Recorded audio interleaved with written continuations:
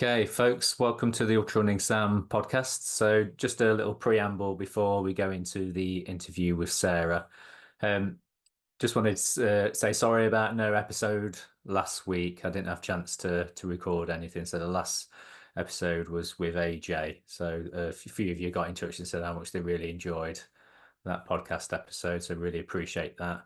Um, so no episode last week. I was in Ireland for work, so I managed to do some running, but it didn't quite work out to be able to do a podcast. I have been trying to get a few people lined up and scheduling issues, but we've got a couple coming up. So hopefully I've got one talking to Ryan Thrower, who is from Free Trail in the US, media company. Perhaps some of you know him as associated with Dylan Bowman, Debo, about his race at Western States and about the Free Trail media empire that seems to be growing and taking over the world of trail running. So that should be an interesting chat. That's going to be next week. Who else we've got lined up? Ooh, I can't think off the top of my head. I can't think of it. Nothing committed anyway. So, yes, sorry. The guy from Ultra Running History is coming on. Davy Crockett. It's not that Davy Crockett, but his name is Davy Crockett, to talk about the history of ultra running. So that'll probably sort of line up with the Western States theme sort of thing going forward for the next couple of episodes. A bit late for Western States, I know, with it's been and gone, but I do love that race, as you all know. So it's good to have a chat about that. The Facebook group for the podcast is up and running. So if you're on Facebook, I know it's a bit of an old-fashioned thing now, Facebook groups, but I just figured the podcast deserves one. I can't think of any other way to sort of get people together. Going forward, I'll put stuff on there, try and put stuff on there early for people. So I'll give you sneak peeks of things. So this weekend, yes, that's a bit of news. This weekend, I'm recording episode 2 of Home Trails, and it is going to be, if everything goes to plan and it happens, nothing stops it from happening. Episode 2 is going to be with Jack Scott in his hometown of Stone, Staffordshire. So it's not far from me here in Derby. So be plodding on over there over the weekend to have a chat with him and have a sit down. So I'll put some sneak peek stuff on the Facebook group for you to have a look at. Yeah, the Facebook group is all systems go. So just put some stuff on there if you like. I know there's been some people putting races on there and things, but it's mainly me putting stuff on. So chuck some stuff on there and support the podcast. I think that's about it going forward. Sarah is trying to get into the Zoom meeting, so I'll admit her and I'll come right back to you in a second. So just give me a second and we'll be right back. Okay, so welcome to the Ultra Running Sam podcast, Sarah Williams. Yes, Sarah Woodley Williams. Yeah. Is that your full? You've got a double-barreled surname, haven't you? Kind of, yeah. Well, so it's a bit of a strange one, but I actually chose to run with Woodley Williams. My dad's a runner. Um, and it was kind of a little bit of after I got married, even though the majority of the time I go by Sarah Williams, the book, and when I run, I go for Sarah Woodley Williams, kind of just because it was a lot of my dad's influence, probably why I run. And also, it's really good when you're looking at race results because I've done races and there's about 5 Sarah Williams, so it's quite good to stick out. That's true, actually. That's a good point, actually. Yeah, when you've got like a very noticeable name, it's quite easy to find your name on the list. Yeah, awesome. Yeah, makes it So easier. it definitely does. Yeah, absolutely. So the first question I'll sort of give the audience the reason why we're talking. So, you came to my attention via a friend of mine, John Ford, who is a local illustrator in Derby, and he sent me a message saying, "I've been asked to illustrate a book about running. When it's done, can I send it to you so you can have a look and see what you think?" And that is why we're here today, aren't we? So Yeah. I will hold up. I'm sure you probably got a copy of your book, but for the people watching, I'm going to hold up a a copy of the book. Is this the final edition, or is it? It is. It Yeah, is. this is Yeah, we it. had a couple of little edits at the start, but yeah, that's the final now. Yeah, excellent. Right. So before we talk about the book, my traditional question for all people that I interview is this superhero question. So, if you if if you're you love bemused, then I'll explain it. The superhero question is, if you're a superhero ultra runner or a runner, so whatever you are, when you come on this podcast, an author, if you're a superhero author, um, runner, what is your all superheroes have an origin story, they have a backstory of how they became that superhero. So what is your superhero origin story? So you can go back as far as you like with as much detail or as little detail as you like to sort of. So how did you get to where you are now, being a published author about running? Yeah. Okay. God, there's probably a few elements actually. I've always really enjoyed writing and been quite sort of creative, but mainly as a hobby, really. Even writing little stories when I was a child and really terrible rhyming poems, but I've always kind of done it as an enjoyment thing. Um, but I've really enjoyed, yeah, creative writing kind of throughout my life, really. But again, it's been kind of personal projects, but something I've always kept going on the side for myself. Um, so it was, yeah, well, the book I would say is kind of slightly unusual in the sense that it's almost a self-help guide for an injured runner with a kind of very light-hearted tone. Um, so I don't know whether to start with work life or running life. I Go came with to, work. Go with running because yeah, everyone likes to sort of know the. I know it's mainly like ultra runners of some notoriety that come on the podcast. So I think you're the first. I think you're the first author that I've had on. I think, yeah, apart from ultra runners that are authors as well. Yeah, but Ali Bailey, she's probably the most infamous author that I've had on, who's also an ultra runner. But yeah. So what's your? Everyone likes to know your sort of the history and how they got into running in the beginning. And you talk about your dad being an influence. Is that sort of your yeah, history there? yeah. Well, I came to running quite late, so I only really started running just before COVID. Um, and again, I never thought at the time I was going to run more than 5K. Just as lockdown happened, I think I'd done about 4 park runs. So when lockdown happened, I was devastated, saying that it was probably also a really great time for me to start running because it probably got me through lockdown. And sort of over the course of that year, I kind of built up a little bit further. I think I did my first 10K race, which is the time trial across the Severn Bridge in August 2020. And at the time, then I had a best friend called Ruth, whose partner is an avid trail runner, as is Ruth, who does a lot of kind of tail runner, walker bits for some big events. And she said to me, "Oh, now you're running, why don't we do a half marathon together, a trail half marathon?" And again, being so novice at that stage, I genuinely, I never thought I was going to do a half marathon. And my friend convinced me that we should go and do this half marathon. So as a training run, she took me up to Brecon. And bearing in mind, I was like, okay, she said we were going to do a 10K in Brecon. And I was like, oh, we'll be out within an hour. Uh, Little did I know, I turned up with an Evian plastic bottle of water. I didn't know at that time what a hydration pack vest was. Um, Ruth had the GPX file, she had all the gear. I was completely underprepared. We got slightly lost and ended up doing 19K in Brecon. And we were out for about 4.5 hours with her having to share her bladder with me. um, so at the time, I was like, what on earth is this? This wasn't running as I had known it yet. I'd been running on very, very flat road surfaces. So that was my introduction to trail running. And I did feel a little bit like she might have thrown me in at the deep end. However, from that point, so that was August 2020, I didn't look back. And I mean, because of her, we ended up doing a marathon the next year together and then an ultra. and I've gone on to run a couple of ultras on my own since then.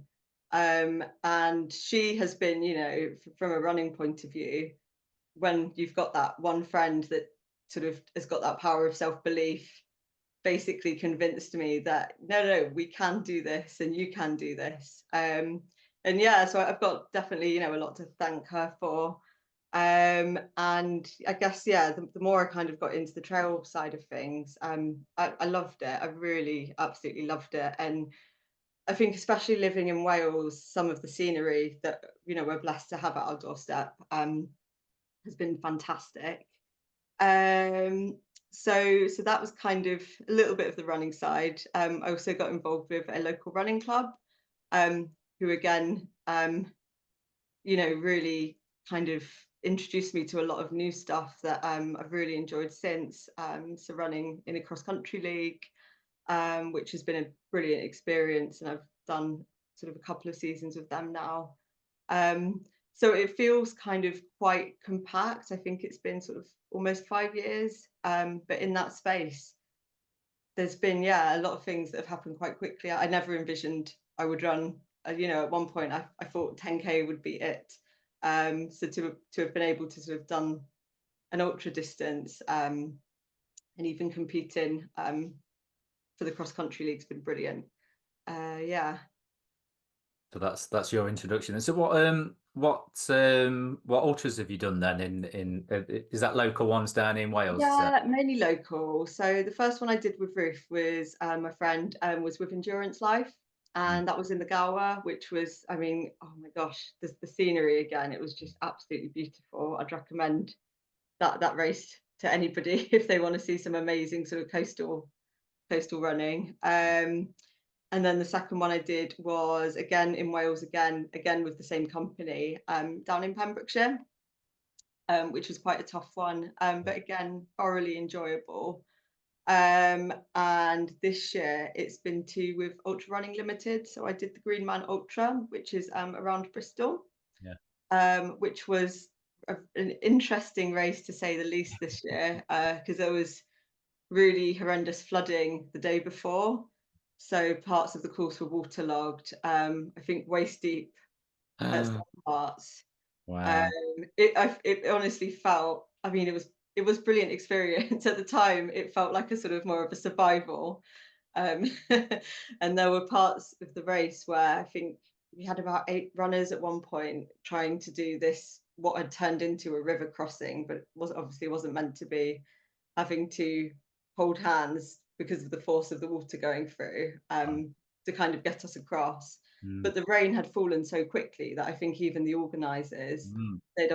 they mentioned that they'd done all of their checks before, but it was just no predicting how quick it rose.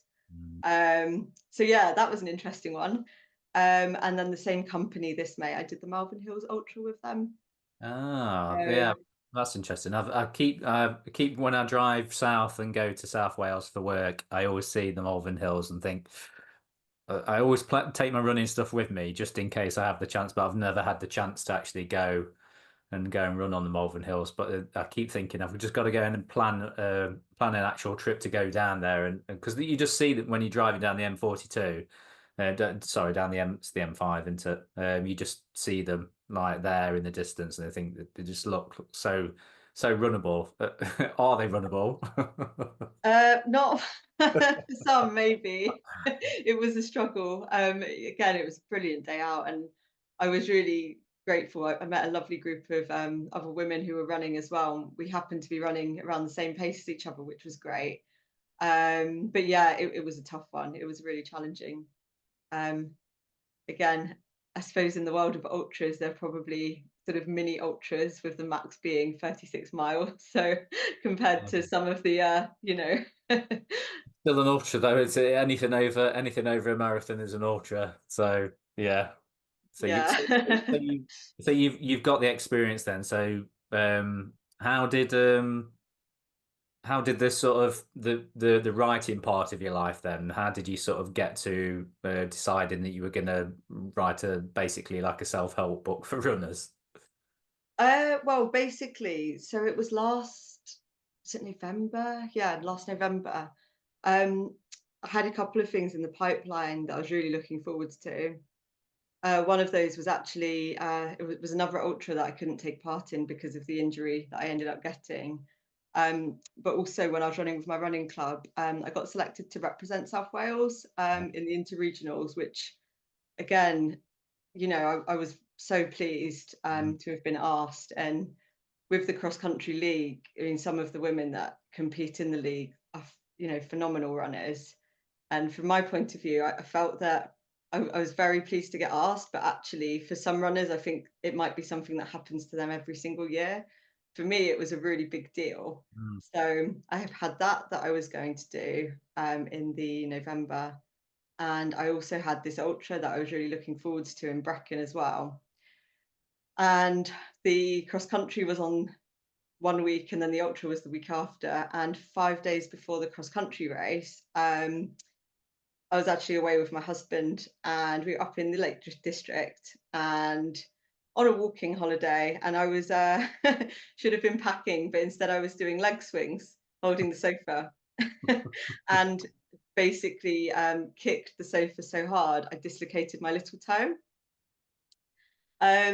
So I didn't realize it was dislocated straight away. And that sort of looked down at it, and it was at a really peculiar angle, but kind of gave it in shock a bit of a wiggle, and it crunched. Ooh. um, and I couldn't walk for a couple of days. I was hobbling around, which definitely ruined a walking holiday. Mm. But I mean, I was just so gutted because I mean, this cross country race was going to be on the Saturday. I had another run the week after, and this was stuff that I'd really built up for. I'd been so excited about. And I mean, with the book, it kind of was the story of my sort of weird obsessive behaviors and thoughts, and the kind of the cycle that I think as runners we probably go through when we go through an injury, and actually how hard it is for many different reasons as well. So it started off as just an kind of a sequence of thoughts in my head that I found quite amusing. And then also, I think when you're injured, as I'm guessing a lot of runners do, you kind of start Googling different articles and reading different things. And you realize, wow, all of this weird obsessive stuff I'm doing is basically just the norm for every runner. And there's so many kind of things that will be similar for all of us in that situation. So yeah, I guess the humorous side kind of was one side, and for that reason I felt, again, an illustrated book wasn't something that I'd ever thought about before, but I felt that actually, because when I started to find my own actions quite funny, I actually felt it needed illustration to be able to convey that and kind of get that light humored side. We can all read an article about something, but sometimes it can be, to get the humor across, you might need something else as well. So that was kind of, the initial kind of thoughts as to how it got there. I came up with the little story, made a main character called Ben, who is going through his own injury, and it's kind of how he overcomes it. But the main thing for me, is I think I wanted it to be, there are a couple of notes that I wanted the book to touch on and hit, but I did also want it to have a little bit of a silver lining, which I mean, I was very grateful to find John Ford, the illustrator, because he really helped convey some of that as well in the book. But Yeah, it's a great book, and why you were talking, and I was just thinking about the page that I've earmarked in the book. So obviously the scenario you've sort of described, every single, I'd imagine every single person listening to this podcast, watching this video, if you're a runner, especially if you're probably, actually all runners, but probably more ultra runners are probably more prone to this. You've described that scenario that we all go through. Like you say, it's something that's common to all of us, that we all get injured when we're running. It always seems like we're injured all the time. and we all go through the same processes. So the bit that made me laugh the most was the page that talked about MRI. So it says, so you've put lack of MRI vision is compensated by clever guesswork and a solid narrowing down process. Yeah. I thought that, yeah, that kind of sums us up, doesn't it? That, if we can't, like, we haven't all got access to like an MRI at the tip of our fingers, like next day, like probably like some like pro athletes do. So we go through this process, don't we, of just deciding like worst case scenario first, and then trying to figure out what it is. And I think we all do the same thing, don't we? Which is go on like forums and websites and try and figure out what's going on with us. In this, it made me remember a thought I had because I had like a bout of injury where with my knee, and people listening to this podcast know all about it because I've banged on about it for years. I probably had about 18 months of like not of running, but not like sort of running consistently, then falling back again, and just in this horrible cycle of injury with my knee and everything. Um, while I was going through all of that, I was doing the exact same things that you put in the book of going on websites, looking for people's opinions, trying to find somebody else who's got the same symptoms as you. And I even had the thought that I wonder if you could set up like a website called secondopinion.com where you could put all of your symptoms in as a runner, and then have people that have put all their symptoms in, and then you could sort of find something that correlates with what you've got and find out. And I realize it's just basically just what the forums are anyway. So did you sort of go through that process yourself with this injury that put you out? Because it's got to be absolutely gutting, hasn't it? So your chance to Yeah. represent South Wales at cross country and then an ultra, is that the sort of process that you went through? Yeah, I mean, again, we were away from home. I couldn't walk. But it was so difficult to turn my mind off from anything but literally going on Reddit and different forums, trying to read things from other runners. Sort of, first of all, I wasn't sure, was it a dislocation? I don't know. Was it a break? I don't know. I've got a friend who's a radiographer. Texting him didn't help. He said he wasn't able to really, again, no MRI vision. But you're trying to sort of do all of these things just to kind of work out what the injury is, because I think until I really knew what it was, it was kind of difficult to know what the timescale on that would be. But yeah, it was exactly the same. Reading forums, I was pretty convinced it was a dislocation. But again, I was just trying to read what other runners said, and trying to kind of have some hope in the positive responses, and then you'd read a negative response and you'd sort of trying to weigh up what the outcome was going to be. So yeah, it was definitely sort of a process I went through quite a lot in that situation. Mm. So you sort of with this book, are you trying to kind of point people in the right direction as far as the process to? Because I suppose if you've never been injured before, if you're one of these rare people that sort of have a running career where they very rarely get injured, it can be difficult to sort of navigate that. So do you think that this kind of like, the point of the book is to get people to sort of skip over the stupid mistakes that we make as injured runners and get to the part that we should be getting to? Yeah, I think a lot of it as well is kind of like, so I've realized since I've started running, and my friend actually summed this really well when she was talking about somebody, one of our other good friends who runs, and sometimes that it's not just a want to run, but it's a need to run. It can be the thing that really balances you out in everyday life. And I think that when we get injured, it's not just the fact we can't do that one race. It's actually about, this is the thing that can balance you and help you get through every single day.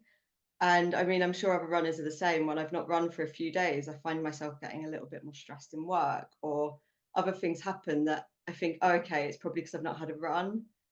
And actually, when you're injured and you can't do that, it can be, I mean, running means so much to so many different people. Um, but I think that you can't undermine what it's not just running, it's that kind of structure, it's the regularity. When we run, the amount of hormones produced in our brain, you know, our serotonin, our dopamine, you're not getting that if you're running regularly. That there's so many, whether it could be seeing people in your local running club, that actually if you've suddenly got a long-term injury and you're not able to do those things that you might be doing every day or every few days, that can be quite a massive life change, especially if it's a long-term injury.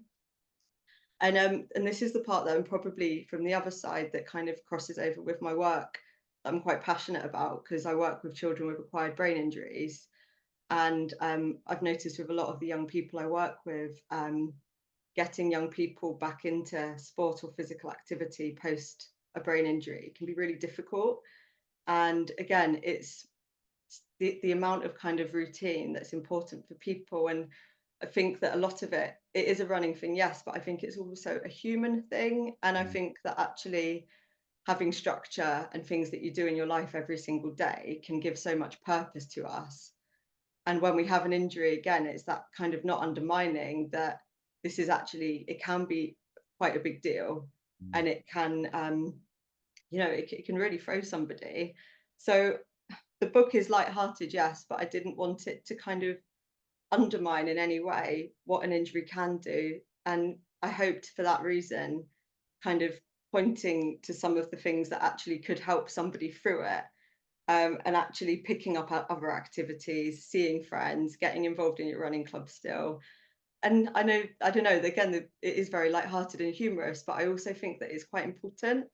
And I think that, again, that you almost can't, the weight that running can hold in somebody's life is a really big thing. And therefore, an injury, we need to sort of really respect that and what that can do if you then can't run. So it's kind of, although it's although it's light-hearted in tone, kind of did want it to kind of be kind of quite thought-provoking as well, to make people kind of actually realize that if they are feeling that way, because I know I was feeling that way when I was injured, that you know, we can laugh at ourselves and we can say we feel ridiculous, but actually there are things you can do to kind of help yourself get through that injury. And I Mm. hoped that because it is kind of quite light, quite a light read, and you can kind of flick through it quite quickly, that somebody didn't need to kind of read an entire article, or I was hoping that it can get some kind of ideas into somebody's head if they were kind of struggling with anything while they were going through their injury.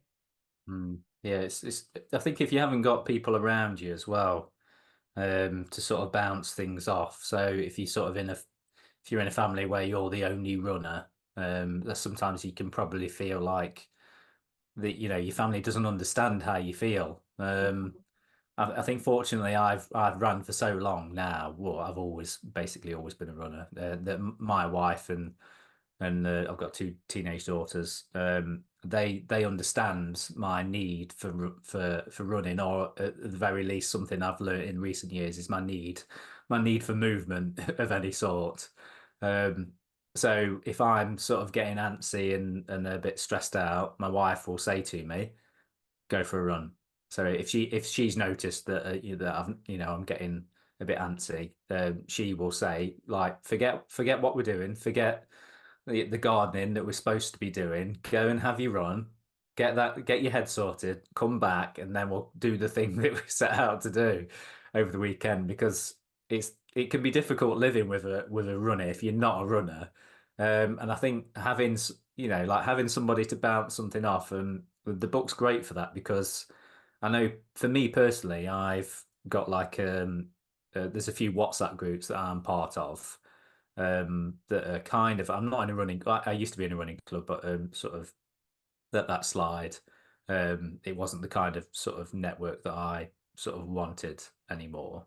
But I've got a group of friends that are sort of ultra runners and cyclists and stuff, and we've all got the same sort of mentality. So, we're, sometimes the name of the WhatsApp group will change depending on who's injured, and basically it turns into like someone's support system, like injured runner support system and stuff like that, and we bounce things off each other because we kind of understand. But if there's this book is It's perfect for somebody that sort of may not have a running club, may not have like a big group of friends that run as well, and they can sort of realize that they read it and straight away you're like, ah, that's describing me in a nutshell.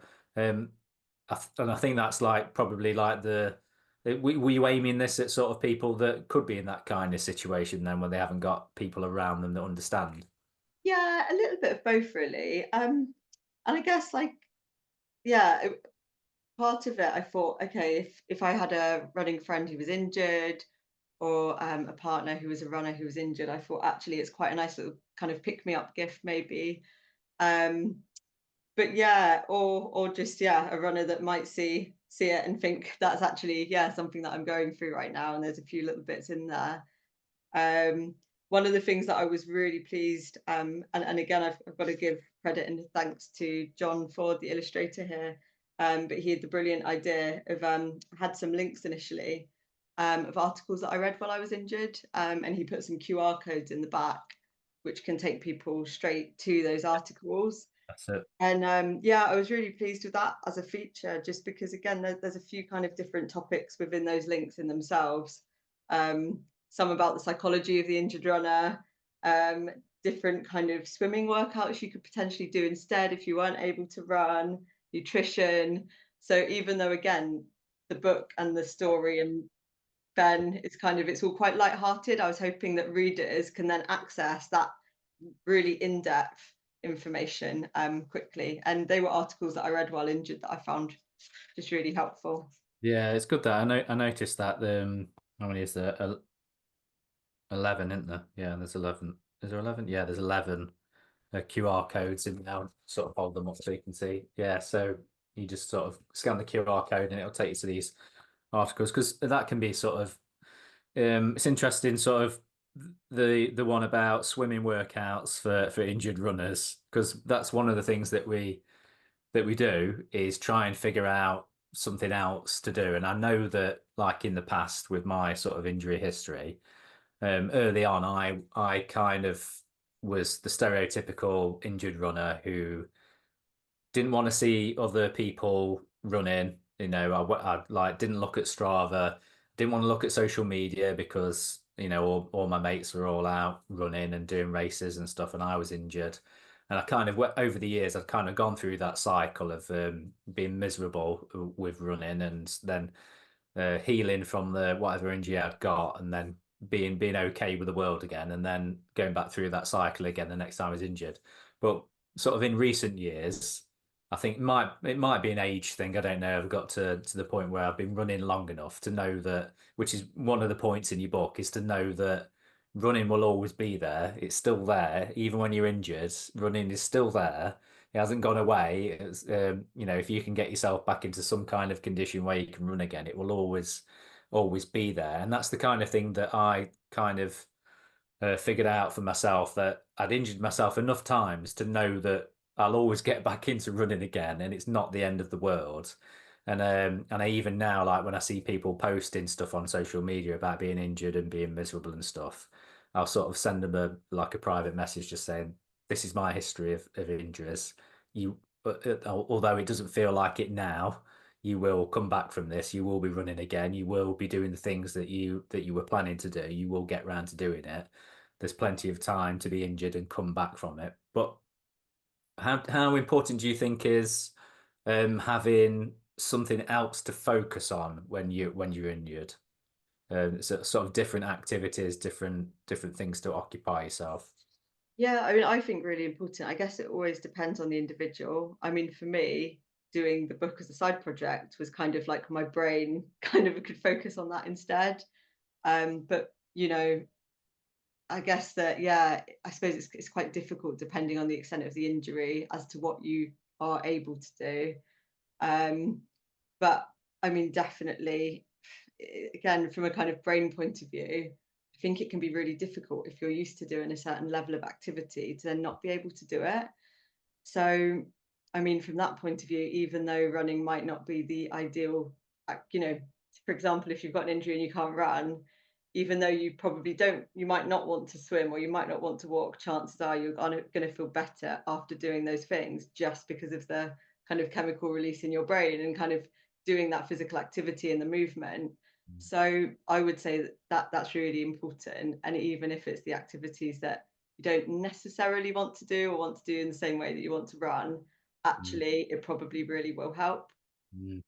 Yeah, I think from my experience, sort of finding something that you love, not as much as running, but sort of the way I kind of thought about it was that if running completely went away and there was absolutely no chance of running again for whatever reason, what would be the next sort of activity that I would be happy doing regularly that would give me some kind of happiness level that running gives me. Um, and for many years it was cycling. I always happy to jump on a bike and do that. And that's, a lot of runners sort of cope with an injury that way if they can, if the injury is um we'll let them cycle. They'll do that and they'll take that. And oftentimes we'll probably do that too much as well and end up aggravating the injury. But one of the things that I sort of got into was paddleboarding. So paddleboarding is, if running went away, I would choose paddleboarding over cycling. That would be the thing that I would do. So when I was like injured and out for the long period that I had, I knew that I couldn't run, but I could stand on a paddleboard, and I enjoyed that almost as it felt like trail running, because if you go somewhere nice and there's great scenery, you can paddle along, and you're just outside you get in that fix of sunshine and vitamin D and blue skies and green surroundings, which are the things that we love about trail running. And that was the kind of thing that sort of kept me going. And I still love paddleboarding. I'm a paddleboarding instructor now. I've started doing training to be a guide and things like that. So that will always be there as my kind of backup thing to fall onto. And I know it's not as vigorous as running, but it's enough of a sort of an endorphin rush for me to sort of keep my brain sane and keep me going. So do you think there's probably people out there that haven't figured that out yet? Do you think there's people out there that just still only just run and they can't cope with not running at all? Yeah, potentially. And to be honest, that was probably me when I first started running. I don't think that at the time, yeah, and especially sort of during COVID and things like that. I have a dog now, which is great, so I get out and walk lots. And I have always liked walking and hiking. But when I first started running, and I guess it happens with quite a lot of new runners, I felt I like almost overwhelmed and like didn't want to do anything apart from run. So I remember getting an injury, probably back in 2020, a knee injury, and I really, really struggled with it then. And like you were saying earlier, it might be one of the things that you learn with time, that you get through a few injuries and you kind of learn, okay, running's not going anywhere. You have to do, yeah, a little bit of work to get back if you're worried about times or whatever it is. But yeah, I feel like especially maybe new runners, it might be more of a struggle when you've got that really just want just to run. Um, Yeah, maybe it's yeah, maybe you're right actually. Yeah, that it's probably when it's something new and exciting, and you're like, wow, I found this thing, and I never ever want to stop doing it. yeah, So it's harder, isn't it, if you're in that situation to begin with. But whereas, like, you know, a few weeks ago, so at the start of what are we now, July? So in start of June, I did a race in the Peak District, one of the spine races. And then I had a week off, like my usual, like recovering from a race is I'll do a race and then I'll have a full week off of no running at all. And my brain is like, that's perfectly acceptable. And then it was the Sunday and I was due to start running again the next morning on the Monday. Like I'd planned to start running again. And on the Sunday afternoon, I was moving things around in the kitchen, and we've got some big so I'm an engineer by day, and I built a steel like box section table in lockdown for us to have in the kitchen, and it's got two benches that are made out of like 40 millimeter like square box section steel. And as I was moving the table, one of these benches tipped over and landed square on my big toe. And I was wearing barefoot shoes basically, so there wasn't really much protection. So straight away it was like toe went like purple and green, and I realised that I wouldn't be running the next day, which like usually that would have stressed me out, and the thought of not being able to start running again after a race um, at one time would have been like the end of the world for me, and I would have moped around about it.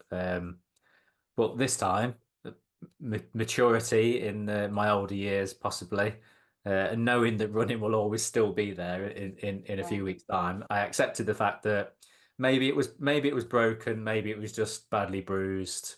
It could be a couple of weeks off running, it could be a week off running, it could be 6 weeks off running if it's broken. Um, and I did the classic thing of not going to A&E and just asking opinions of people by sending the photo to people. And I'm friends with one of the doctors, one of the medics off from the spine race who I've sort of met over the years at different races. And I put it on social media, and she messaged me saying, "Yeah, it looks like it's broken." I was like, "Right, okay." Right, I'll try and prove you wrong. So basically, I was like, right, what can I do? So just like basic walking and stuff. And then I did like what a tester run where I ran for just literally like half a mile down the trail with my one of my daughters, and it was all right. So I think in the end, without an MRI and without going to the doctor for A&E for an X-ray, I self-diagnosed it as just being badly bruised. And I'm running again. So, but I still can't bend it without it hurting. So I'm still not sure whether it was actually broken or not. But I don't think there's a lot they can do for a toe anyway. So Yeah. it doesn't hurt while I run. So that's the main thing. So Yeah, that's exactly what they said to me, that you can't really do much for toes, even if it is broken. So yeah, yeah, yeah. So I think basically the book sort of I think everybody can relate to it. If you're a runner, I think everyone's sort of they can find common ground in there. And what are the sort of things that you were was important to you to get in there about these learning points then? So you've got how many is there at the back of the book? There's 18 learning points in there. So how did you sort of come up with these things to sort of tick off as you get in better? again, it was kind of sometimes things that would have said to me when going through an injury. Sometimes things that I've read about. I've read sort of in articles myself that have been things that have come and been new knowledge to me. Um, so even like I remember, my dad saying sort of things about don't panic about mileage, and actually, like you were just saying, if you're injured, sometimes you can't actually do much. You actually just need to heal. And I remember one of the girls from the club saying about the brain almost like freaking out with the concept of just not being able to run, which I think is so true, especially sort of in the initial days, when you're doing all of that overthinking and you're wondering, am I going to be fit enough for this, or am I going to be fit enough for that? And what's the timeline of this injury, and how is it going to feel tomorrow? And you're sort of preempting a lot, which actually is sometimes impossible to do with an injury. Sometimes actually until the next day you might wake up and it might be okay, but also it may not be. So yeah, mainly they were kind of just points that I'd noted during my journey of being injured with that run, and with a few different injuries as well in the past. Mm. Yeah, I think we're all sort of in the same boat, aren't we, when it comes to injury? And I think it's great the way that you've sort of laid it out. It's like like you say, it's in like a light-hearted way, but actually the message of it is like quite serious, isn't it? That you're not on your own. Other people go through the same thing. Injuries happen.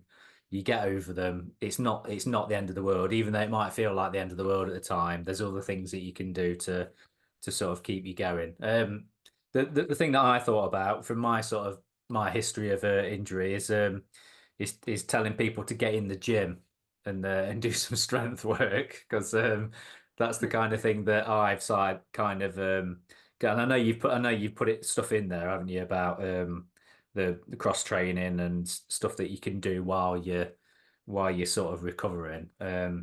But if you're ever thinking about writing another book, then do one about the importance of strength training for runners. Awesome. And what's your sort of long-term plan with the book then? What in sort of like in a blue sky thinking sort of perfect world, what do you want to sort of happen with the book? Is this something that you want to like get out to running clubs? Is it something that you want every runner in the country to have? Oh, yeah, that would be brilliant. But, I don't know, if I'm completely honest, again, if one person enjoyed it, that would have always been enough for me. It was something that I really wanted to do. But yeah, it's just something that I guess if there was somebody who was kind of sort of struggling to get through an injury, and again, I guess the idea in my head was, I know I was down in the dumps and a bit gloomy with my injury, and actually it would have made a really kind of quite a nice kind of light-hearted gift that actually would have had a few things that would have been food for thought for me that may have been a little bit pivotal with a recovery. So again, if it can reach any runners who are in that situation, whether it's just to bring a smile to their face, for me that would be enough. So yeah, that's really all I wanted to do with it. Yeah, I suppose even if you could just help one runner to have a Exactly. better Yeah. perspective on things, then Yeah. that's a Yeah. win, isn't Definitely. Yeah. it? One of the things I wanted to talk to you about now, I quizzed John the illustrator on whether, because we're good friends, and he talks to me about running and he listens to the podcast and stuff, and I said, was he based on me with blonde hair and a beard and bouffanty hair? There's a resemblance. I think that he might have definitely done that subconsciously. My teeth aren't that white though, that's for sure. Definitely not that white. Yeah, shout out to John and Beth if you're listening, and the cats and the kids. Well, yeah, soon to be two kids, yeah, with a girl on the way. Congratulations, John and Beth. Baby number two on the way. They'll have their hands full, that's for sure. So where can people get the book then? What's the best sort of avenue to get hold of it? So at the moment it's just on Amazon.